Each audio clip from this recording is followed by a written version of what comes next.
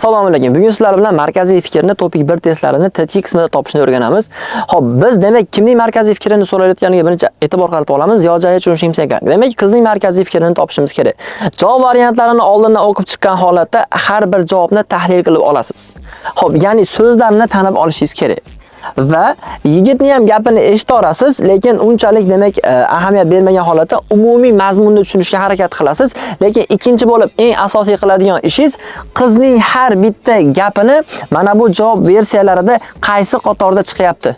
Shularni belgilashga harakat qilishingiz kerak. Hozir birgalikda shuni bajaramiz. 가까운 곳으로 갈까요? 왜요? 휴가 기간도 긴데 멀리 가는 게 좋지 않을까요? 먼 곳으로 가면 차도 오래 타야 하고 좀 피곤할 것 같아서요.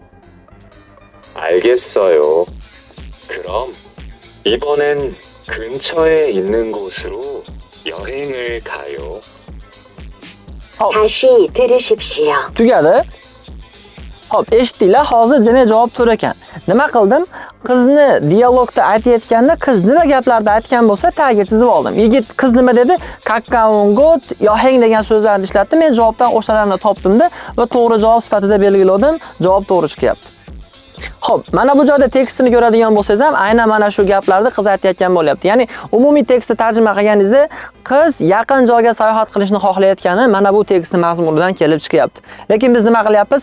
Qiz asosan qaysi gaplarni aytayotganiga e'tibor bergan holatda o'sha gapdagi o'sha qatordagi gaplarni belgilayapman. Ya'ni kakkaun, got, yoheng degan so'zlarda, kada degan so'zlarda aytganligi uchun mana bu joyda yoheng bitta qatorda turdi, mana bu joyda ham bittadan. Lekin mana bu qatordagi gaplarda hammasini aytdi va mana bu kesim qismi ham qizning aytayotgan gapiga to'g'ri kelyapti.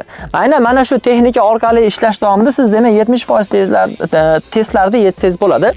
Qolgan qismlarda ba'zi holatlarda bunga tushmaydigan holat ham bo'lib qoladi. Ya'ni qizning gapi javobda hech qaysida yo'q bo'ladi. Unda nima qilish kerak desangiz, eshitish davomida o'sha Neyongda qo'llagan usulni qo'llash kerak. Ya'ni xato javoblarni chiqarib olsangiz, o'zi markaziy fikrga javob borib qoladi. Video yoqqan bo'lsa like bosing, do'stlaringizga ham ulashtirib unutmang.